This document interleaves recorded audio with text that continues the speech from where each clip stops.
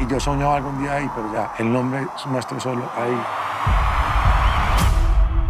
¿Qué sentís? Ayer yendo para el gimnasio, parce, después me dio una sensación. Todo afuera está bien, pero es el cerebro. Solo cuando está muy concentrado en el presente, el cerebro como que se le puede engañar.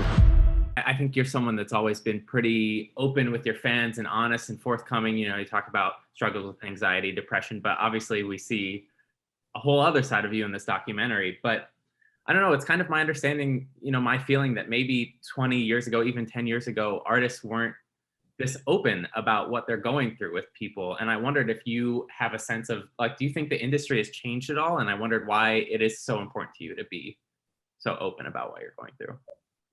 I mean, I don't know. I just want to be me. You know, I think Mm-hmm. makes part of what my mom taught me when I was a kid. You know, like you're a human being as anybody else. You know, and don't embrace it. Don't feel weird about it. You know, yeah, you do what Mm-hmm. you do music one day, but you're still a human being. So that's what I do. You know, like I just want people to know that, you know, we're humans, you know, stop that star untouchable perfect life, which is bullshit. You know, we are human beings and we all go through a lot of things, you know, no matter what, you know, Mm-hmm. checking history of all the artists and, you know, they all going through good and bad things, you know, and same as any human being, you know, like anybody. And what did it take for you to kind of, well, really let the director Matthew Heineman into your life and kind of see both of those sides of you? Did you guys have to build trust before he even started filming, or were you kind of just like, I'm an open book, let's go? Yeah, I say I'm an open book, let's go. Yeah, Mm-hmm. there was no script, you know. Yeah.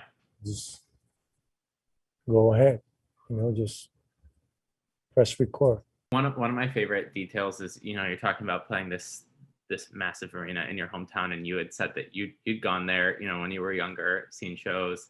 I love that. I wondered who were some of the folks you saw, who were some of the artists you saw there, and also just like when you were first getting into music, what were some of the first albums that really grabbed you that you were really, really excited about? I mean, when I was a kid, I used to Mhm. listen to a lot to Nirvana, you know, Nevermind, the album,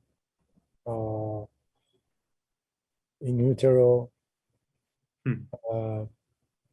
I used to listen to Metallica too, Chris Cross, Vanilla Ice, Snoop Dogg, Tupac, Biggie. You know, like I used to listen to different type of genres. Yeah, those were like the first albums that I got.